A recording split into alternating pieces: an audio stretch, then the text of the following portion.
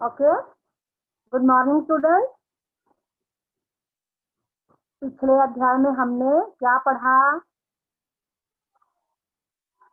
पिछले अध्याय में हमने कौन सा लेसन पढ़ा? किसी को याद है?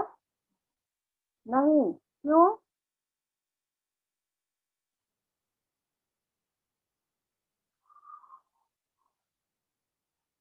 Yes, very good. वरदान मांगूंगा नहीं।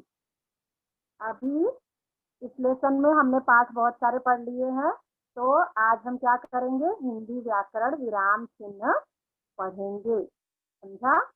तो विराम का अर्थ, विराम का अर्थ होता है रुकना या विश्राम। हाँ, तो कभी कभी हम जब बातें करते हैं एक दूसरे से तो क्या करते हैं? हम ये बातों पर बल देने के लिए क्या थोड़ा सा रुक जाते हैं। जब हम रुक जाते हैं तो उसी को कहा जाता है विराम। लेकिन हम बोलचाल की भाषा में उसे देख नहीं पाते, उसे सिर्फ समझते हैं, सुनते हैं कि यहाँ हमने क्या किया है। अपनी बातों को बल देने के लिए रुकते हैं, वाक्यों को हम अपने रोक देते हैं। तो इसीलिए और उसके बाद जब हम उसी बात को, उसी उसी वाक्य को, उसी शब्द को जब हम लिखने बैठते हैं या लेखन के द्वारा प्रस्तुत करते हैं, तब वहां हमें एक चिन्ह लगाना पड़ता है। क्यों? क्योंकि बोलते समय हम वहां क्या करते हैं? अपने बातों पर बल देते हैं, रुक जाते हैं, थोड़ा सा 2 सेकंड के लिए रुकते हैं। तब हमें ऐसा लगता है कि हमारा सामने वाला समझता है कि हमारा क्या हुआ, सेंटेंस यहाँ कंप्लीट हुआ, तो यहाँ विराम हो गया। लेकिन लेकिन लेखन के द्वारा जब हम उस चीज को प्रकट करते हैं या स्पष्ट करते हैं, तो वहां एक प्रकार का चिन्ह लगाना पड़ता है। आज हम उसी का अध्ययन करेंगे कि लेखनी में, लिखने में हमें किन चिन्हों का प्रयोग किया जाता है। उसे विराम चिन्ह कहते हैं। ओके, तो हम क्या करेंगे? अभी स्टार्ट करते हैं।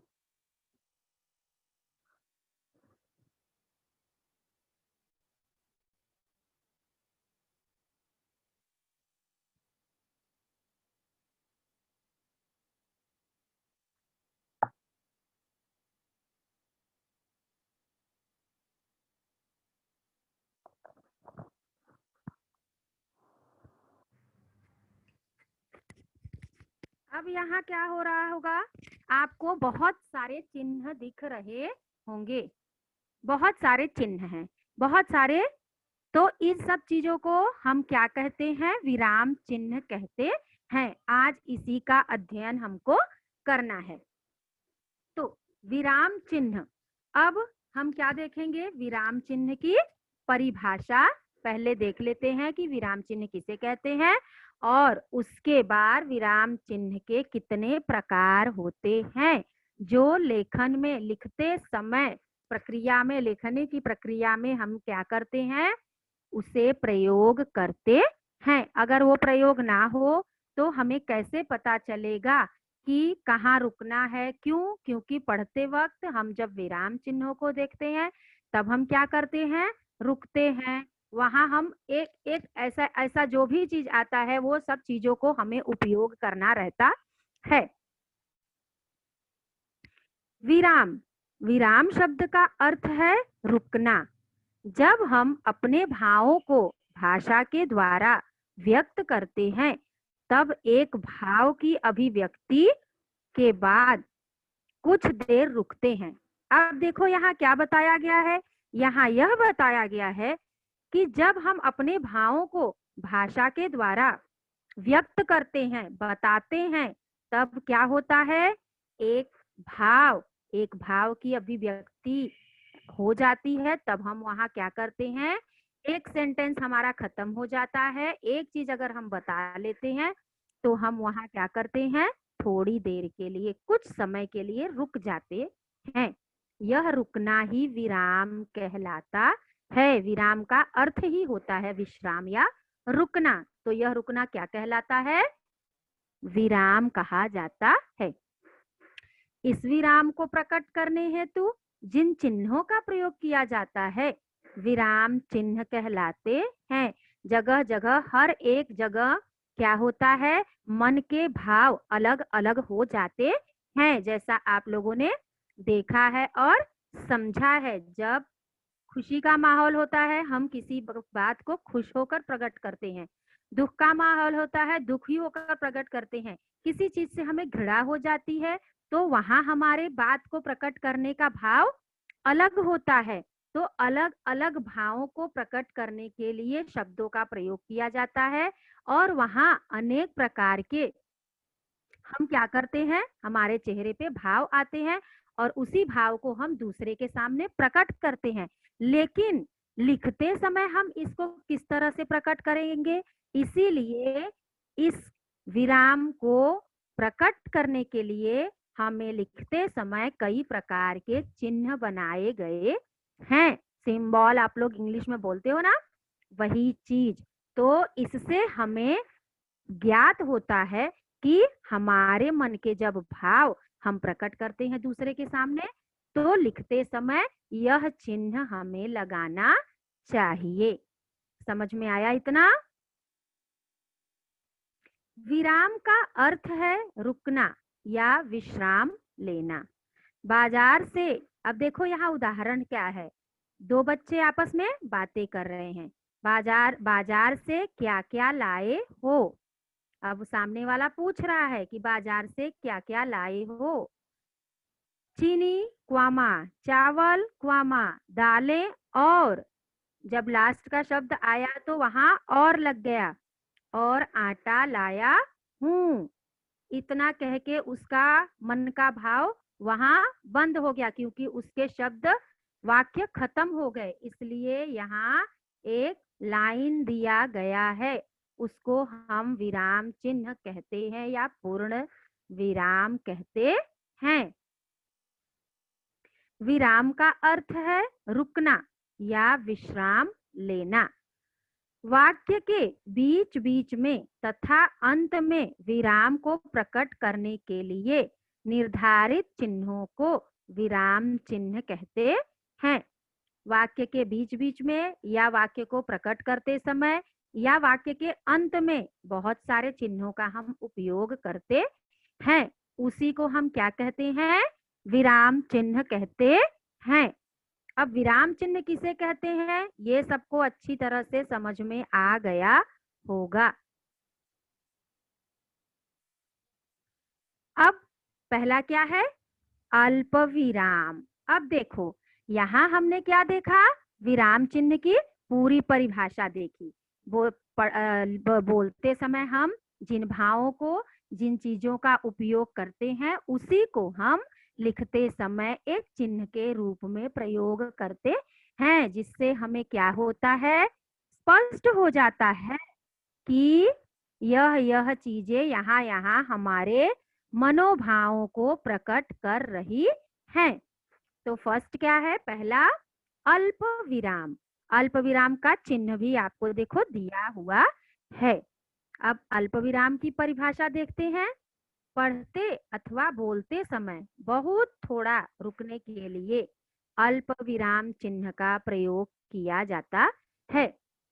अब हम पढ़ते हैं चाहे बोलते हैं, पढ़ते समय तो वहां हम चिन्ह देखते हैं तो रुक जाते हैं, बोलते समय भी हमारे जब मन के भाव खत्म हो जाते हैं, बहुत सारी बातें जो होती हैं एक साथ हम बोलते हुए चले जाते हैं।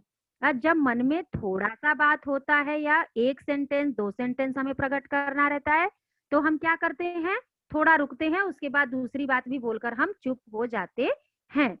तो यही यहाँ कहा गया है कि पढ़ते अथवा बोलते समय बहुत थोड़ा रुकने के लिए, बहुत थोड़ा सा जहां हम रुकते हैं वहां अल्प विराम का मतलब थोड़ा सा रुकना, सेकंड भर भी रुक के फिर हम अपनी बात को क्या कर देते हैं, शुरू कर देते हैं, स्टार्ट कर देते हैं।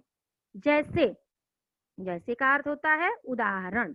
अब उदाहरण के रूप में हम देखेंगे सीता, गीता और लक्ष्मी, यह सुंदर स्थल जो आप देख रहे हैं।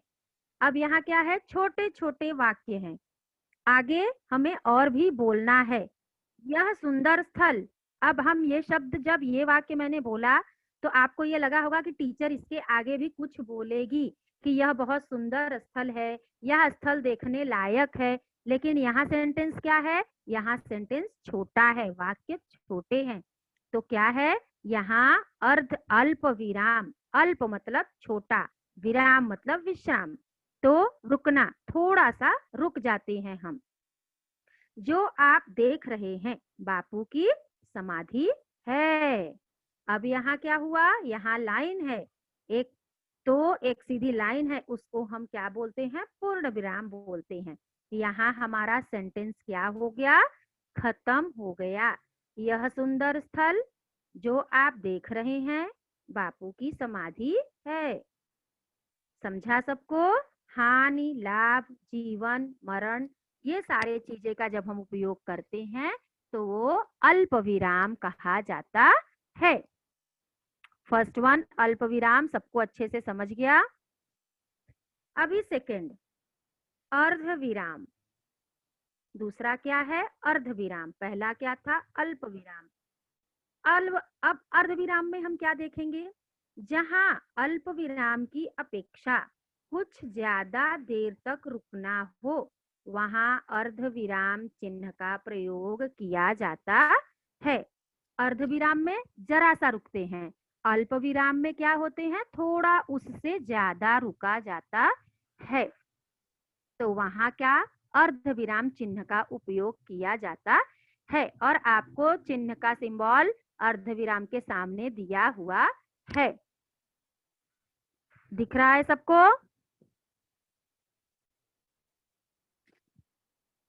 जैसे अब उदाहरण, सूर्योदय हो गया, अंधकार न जाने कहाँ लुप्त हो गया। अब इसके सामने क्या दिया है? अर्ध विराम का चिन्ह लगाया हुआ है, जिससे हम क्या करते हैं? समझ जाते हैं कि इस सेंटेंस के सामने क्या है?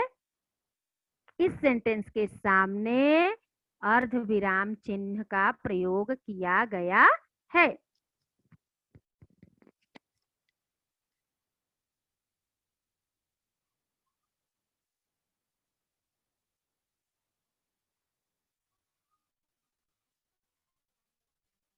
विराम अर्ध विराम अच्छे से समझा सबको?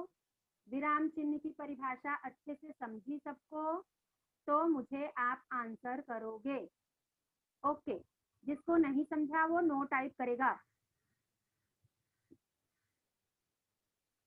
ओके, समझ गया है सबको? ओके,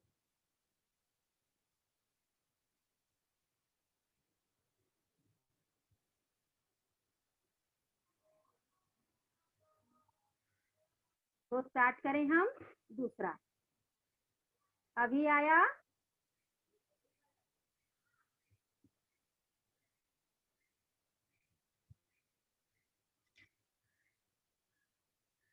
अब हम देखेंगे कौन सा? अब हम थर्ड वन देखेंगे, पूर्ण विराम। अब देखो यहाँ कौन सा आया? देखो, जैसे जैसे हम बातें करते हैं, बोलते हैं, ठीक उसी उसी प्रकार से यहाँ विराम चिन्हों का प्रयोग भी बताया गया है। थोड़ी सी बात कह के जरा सा रुक जाना तो अर्ध विराम, थोड़ा सा बात कह के थोड़ा अर्ध विराम से ज्यादा रुकना तो अल्प विराम। अब थर्ड वन क्या है? पूर्ण विराम। अब यहाँ पूरी तरह से, पूर्ण यानी पूरी तरह से, विराम यानी रुक जाना। तो जहां वाक्य पूर्ण होता है वहां पूर्ण विराम चिन्ह का प्रयोग किया जाता है।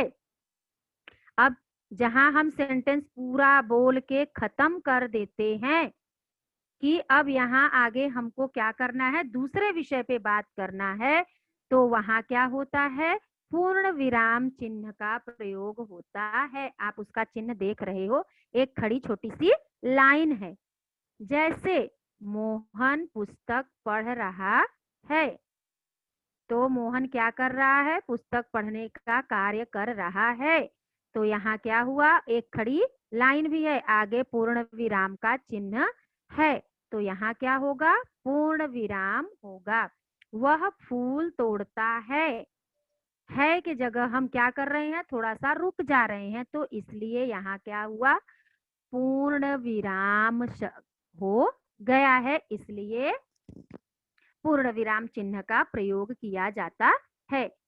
बात करते समय हम नहीं समझते हैं, जब हम लेखनी में लिखते समय इस सब चीजों का, चिन्हों का प्रयोग देखते हैं, तो मुख्यतः रूप से हम क्या करते हैं, पढ़ते वक्त इन सब विराम चिन्हों का प्रयोग देख के और उस तरह से हम क्या करते हैं, रुक रुक के पढ़ते हैं या उस चिन्ह का उपयोग करके पढ़ते हैं। और लिखते समय तो पूरा क्या करना चाहिए, हमें प्रयोग करना ही है। अभी आया 4th वन, चौथा, विस्मयादि बोधक चिन्ह। विस्मयादि चीज अब आपके इसमें भी है, अव्यय में भी है और विराम चिन्ह में भी है। तो हमारे मन के भाव को दर्शाने वाले शब्द, कभी कभी ऐसे वाक्यांश क्या होते हैं, हमारे मन के जो भाव होते हैं, जैसे विस्मय, विस्मय मतलब होता है आश्चर्य। हम कोई बात अचानक से सुन लेते हैं तो हम क्या होते हैं, आश्चर्यचकित, अरे ऐसा तो होना ही नहीं था, ऐसा हो गया क्या, हम सोचते हैं ना, बोलते हैं। हर्ष यानी खुशी, शोक यानी जब हम किसी दुख में रहते हैं, घृणा यानी किसी चीज से हमें नफरत हो जाती है, हम उसको बुरा समझते हैं, अच्छा नहीं समझते हैं, तो हमारे मन में घृणा की भावना आ जाती है। तो इन सब भावों को दर्शाने के लिए कभी कभी ऐसे वाक्यांश के अंत में भी विस्मयादि बोधक चिन्ह का प्रयोग किया जाता है। विस्मयादि बोधक चिन्ह आप देख सकते हो, एक लाइन है, उसके नीचे एक छोटा सा डॉट है, तो ये हो गया विस्मयादि। ये सब चीजें हम क्या करते हैं, ये हमें पहचानने के लिए होता है कि लिखते समय हम इन सब चिन्हों के द्वारा समझ जाते हैं कि यहाँ कौन सा विराम है या कौन सा शब्द बोला गया है।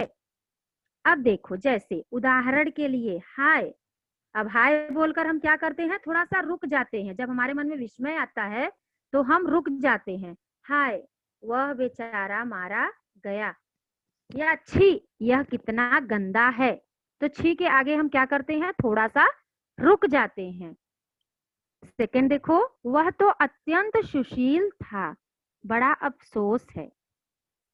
देखा, ये सेंटेंस पूरा एक ही है, लेकिन जगह जगह विस्मयादि बोधक चिन्ह का उपयोग किया गया है, तो इसलिए हम समझ रहे हैं कि उसके बारे में बताया गया है। हाय वह बेचारा क्या हुआ, मारा गया, वह तो अत्यंत सुशील था, बड़ा अफसोस है। इन सब चिन्हों का जब उपयोग हो गया तो हम समझ गए कि क्या हुआ, यहाँ शोक बताया गया है, क्योंकि वह मारा गया, तो मारा गया को हम क्या कर सकते हैं, शोक के द्वारा ही बताएंगे, इंसान खुश तो होगा नहीं उस चीज में। तो छी यह कितना गंदा है, तो हम क्या करेंगे, हमें घृणा की भावना उत्पन्न होती है। हाँ वाह यह कितना सुंदर बगीचा है, देखो अब मेरे ही बोलने और शब्दों में क्या हुआ, बदलाव आ गए। हाय वह बेचारा मारा गया, इसको हम दुख के साथ प्रकट करते हैं, छी ये कितना गंदा है, तो इसको हम क्या कर सकते हैं, घृणा के साथ बता रहे हैं। वाह कितना सुंदर है, कितना सुंदर बगीचा है, इसको हम क्या करते हैं, खुश होकर बताते हैं। क्यों, क्योंकि सुंदरता आंखों को लगती है तो मन क्या होता है, खुश होता है। तो इन सब चीजों को हमें यही भावों को बताने के लिए विस्मयादि बोधक चिन्ह का प्रयोग किया जाता है। अब पांचवा देखो क्या है, प्रश्नवाचक चिन्ह। प्रश्नवाचक चिन्ह से सब लोग अवगत हो, सबको पता है, इसको इतना ज्यादा हमें बताने की जरूरत नहीं है। क्यों, प्रश्नवाचक चिन्ह मतलब जो हमारे मन में प्रश्न वाक्यों के अंत में प्रश्नवाचक चिन्ह का प्रयोग होता है। अरे तुम कहाँ जा रहे हो, या कहाँ चले, ये चीज बनेगा क्या, क्या, क्यों, कैसे, बहुत सारे शब्द इन सब क्वेश्चन मार्क में आ जाते हैं, तो इसको क्या कहते हैं, प्रश्नवाचक चिन्ह का प्रयोग जहां लगता है उसे प्रश्नवाचक विराम चिन्ह कहते हैं। अब यहाँ देखो कोष्ठक, कोष्ठक यानी ब्रैकेट बोलते हो ना आप लोग, तो कोष्ठक, कोष्ठक का चिन्ह, अब इसका प्रयोग कहाँ होता है, यहाँ देखो। इसका प्रयोग पद शब्द का अर्थ प्रकट करने हेतु क्रम, बोध और नाटक या एकांकी में अभिनय के भावों को व्यक्त करने के लिए किया जाता है। आपने कभी भी देखा होगा नाटक एकांकी, जब आपने ये किसी पाठ में भी हम एकांकी पढ़े हैं तो उसमें क्या होता है, उसका असली नाम दिया होता है और जो अभिनय वह करने वाला होता है वह नाम भी दिया होता है, लेकिन उसका जो नाम होता है वो क्या होता है, कोष्ठक ब्रैकेट में दिया होता है। क्यों? क्योंकि हम पहचान ले कि ये वही बोल रहा है या इसी के शब्द यहाँ प्रकट हो रहे हैं। अगर उसका मूल नाम नहीं रहेगा तो हम कैसे समझेंगे कि ये इसका अभिनय ये है, उसका अभिनय ये है और इसका अभिनय ये है। कभी कभी आप भी क्या करते हो, आप भी कोई अभिनय स्कूल में प्रस्तुत करते हो तो आपका मूल नाम, सही नाम और जो अभिनय करने का नाम होता है वह दोनों बताया जाता है कि इस लड़की ने यह अभिनय किया, इस लड़के ने इस चीज का रोल किया। तो ये सब चीजें क्या होती हैं, हमें बताने के लिए, तो उस शब्द का अर्थ हमें पता चल जाता है। जैसे निरंतर, अब देखो निरंतर का अर्थ होता है लगातार, लेकिन निरंतर अर्थ नहीं समझ में आया तो हम ब्रैकेट में क्या लिख देते हैं, लगातार। अगर निरंतर किसी किसी को नहीं समझा तो लगातार से वह समझ लेगा कि इसका अर्थ यही होता है। व्यायाम करते रहने से देह शरीर स्वस्थ रहता है, समझा। ये कोष्ठक में हम क्या करते हैं, एक चीज को के अर्थ को दूसरे शब्दों के द्वारा व्यक्त करते हैं, तो इसलिए हमें क्या होता है, समझ में आ जाता है कि यह कोष्ठक में जो शब्द दिया गया है यह इसका मूल अर्थ है या इसी का अर्थ है, जिसको हमें समझने में क्या होती है, आसानी होती है। समझ में आया? अब सातवां देखो, निर्देशक चिन्ह। निर्देशक चिन्ह का अर्थ आप लोग समझ ही रहे होंगे, मतलब निर्देश देना। तो इसका चिन्ह भी देखो दिया हुआ है, एक लाइन है। इसका प्रयोग विषय विभाग संबंधी प्रत्येक शीर्षक के आगे वाक्यों, वाक्यांशों अथवा पदों के मध्य विचार अथवा भाव को विशिष्ट रूप से व्यक्त करने हेतु किया जाता है। निर्देशक चिन्ह इसका क्या होता है, जब हम लिखते हैं पाठ 1 तो एक छोटा सा डैश डाल देते हैं। हम शब्द युग्म लिखते हैं, शब्द युग्म आप लोगों को सबको पता है, वो पद्य में भी आता है और गद्य में भी आता है। तो इसमें क्या है, हम बीच बीच में उसको डैश देते हैं। हम डैश नहीं देंगे तो शब्दों का अर्थ हमें कैसे समझेगा, तो इसलिए हम डैश के द्वारा बताते हैं कि यह निर्देशक चिन्ह लगाया गया है। उदाहरण अथवा, जैसे के बाद उद्धरण के अंत में लेखक के नाम के पूर्व और कथोपकथन में नाम के आगे किया जाता है। के बाद किसी चीज के बाद भी किया जाता है, शब्द युग्म में भी किया जाता है, किसी के अंत में भी किया जाता है और प्रारंभ में भी इस चिन्ह का प्रयोग करते हैं। जैसे, अब जैसे में आप देखोगे तो आपको पूरा अच्छी तरह से समझेगा। समस्त जीव, अब देखो यहाँ समस्त मतलब सारे, जीव जंतु, जीव और जंतु, देखो लगा दिया ना बीच में डैश और फिर डैश, घोड़ा, ऊंट, बैल, कोयल, चिड़िया आदि सभी व्याकुल थे। जीव अलग हो गया, प्राणी हो गए, जंतु छोटे छोटे जंतु। और उसके बाद जो डैश लगाया तो ये सारे एक ही प्रजाति के हो गए, घोड़ा, ऊंट, बैल, कोयल, चिड़िया, तो इसलिए यहाँ डैश नहीं लगाया। दूसरे में देखो, तुम सो रहे हो, अच्छा सो जाओ, सो दिखा, द्वारपाल डैश भगवन, एक दुबला डैश पतला ब्राह्मण द्वार पर, दुबला पतला ब्राह्मण द्वार पर खड़ा है। दुबला पतला दोनों शब्द एक ही है। और द्वारपाल किससे कह रहा है? भगवान से कह रहा है। यहाँ अर्थ क्या है? यहाँ अर्थ सुदामा और कृष्ण, जब सुदामा कृष्ण से मिलने आते हैं तो द्वारपाल क्या कहता है? कृष्ण से कहता है, भगवान एक दुबला पतला ब्राह्मण द्वार पर खड़ा है। तो ये सारे चीज जो डैश होता है उसको हम निर्देशक चिन्ह कहते हैं। उद्धरण चिन्ह, अब ये क्या आया? 8वां, उद्धरण चिन्ह। जब किसी अन्य की उक्ति को बिना किसी परिवर्तन के ज्यों का त्यों रखा जाता है तब वहां इस चिन्ह का प्रयोग किया जाता है। इसके पूर्व अल्प विराम चिन्ह लगता है।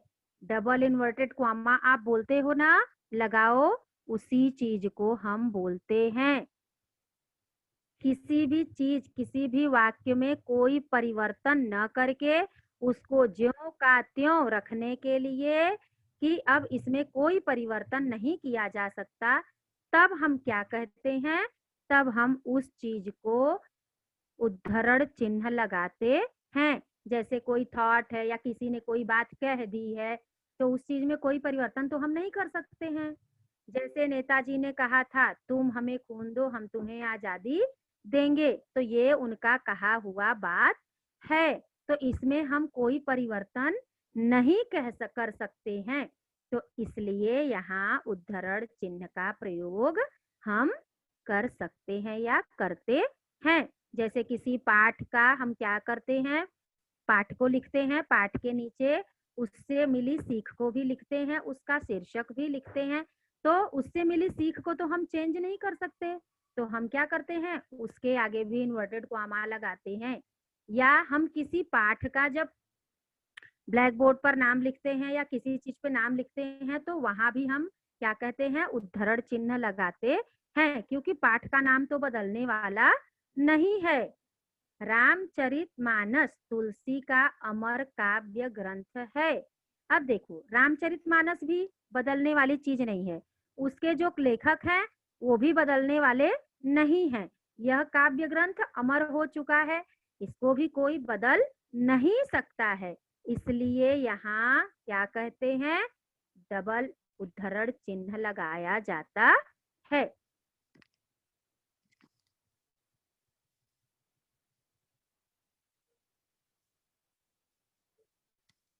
कितना अच्छे से समझा सबको? अच्छे से समझा सबको? Okay, very good.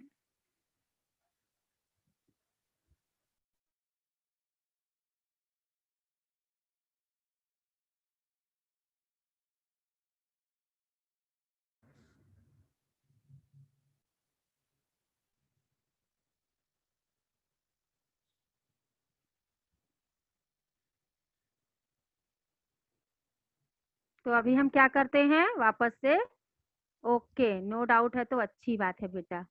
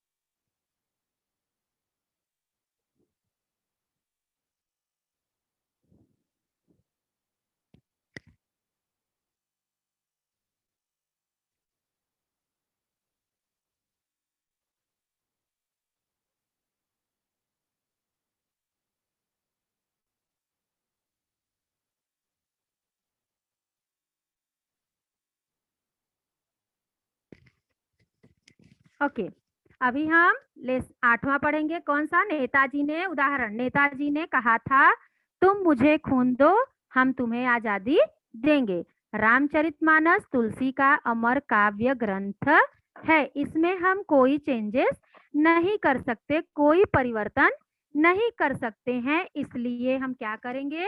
इसलिए हम यहाँ उद्धरण चिन्ह का उपयोग करते हैं। अब देखो, यह 9वां आदेश चिन्ह।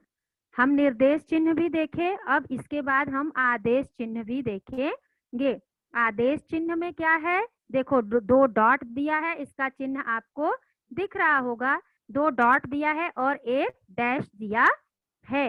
किसी विषय को क्रम से लिखना हो तो विषय क्रम व्यक्त करने से पूर्व इसका प्रयोग किया जाता है। किसी विषय को क्रमबद्ध रूप में जब हम लिखते हैं, कोई भी चीज एक के बाद एक, कौन सा आएगा, कौन सा आएगा, कौन सा आएगा, लाइन बाय लाइन जब हम लिखते हैं तो हम इस चिन्ह का प्रयोग करते हैं। समझ में आया? जैसे कि एक हेडिंग होता है और बाद में सारे उसके डिटेल धीरे धीरे हम क्या करते हैं? लिखते हैं, तो हेडिंग के आगे हम ये चिन्ह लगा देते हैं। जैसे सर्वनाम के प्रमुख 5 भेद हैं। अब देखो, इसके आगे आदेश चिन्ह का उपयोग किया गया है और उसके बाद सारे सर्वनाम के प्रकार बताए गए हैं। जैसे पुरुषवाचक, निश्चयवाचक, अनिश्चयवाचक, संबंधवाचक और प्रश्नवाचक, ये सारे सर्वनाम के भेद हैं। तो ऊपर क्या हुआ? ऊपर सर्वनाम के भेद, ये हेडिंग हो गई, और नीचे क्या हो गया? सारे प्रकार उसके डिटेल हो गए। तो आदेश चिन्ह इस तरह से लगाया जाता है।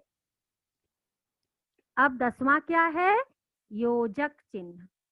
अब हम योजक चिन्ह में देखेंगे, समस्त किए हुए शब्दों में जिस चिन्ह का प्रयोग किया जाता है वह योजक चिन्ह कहलाता है। अब और योजक चिन्ह का,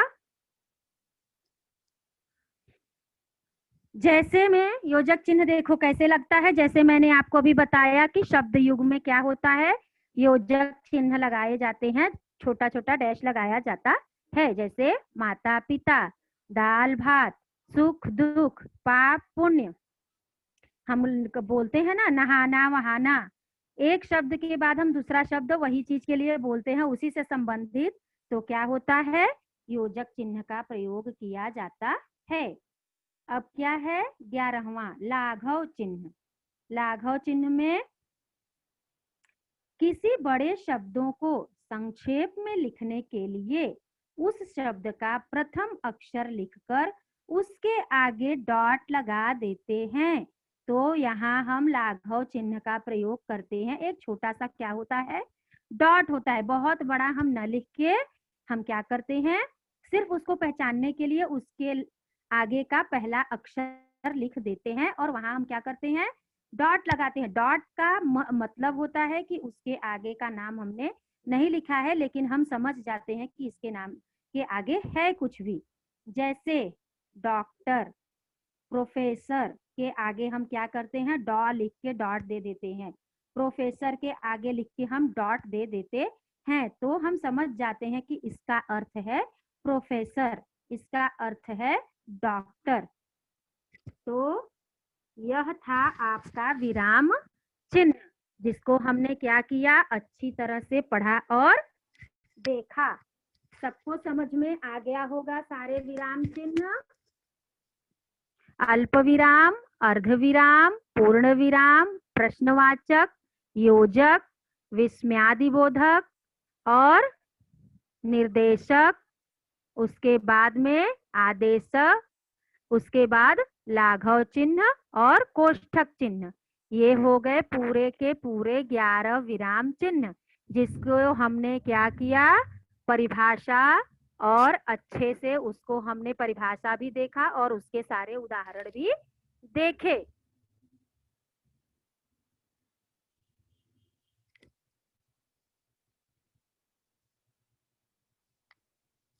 अब यह अच्छी तरह से आपको क्या हो गया होगा, समझ गया होगा। अब मैं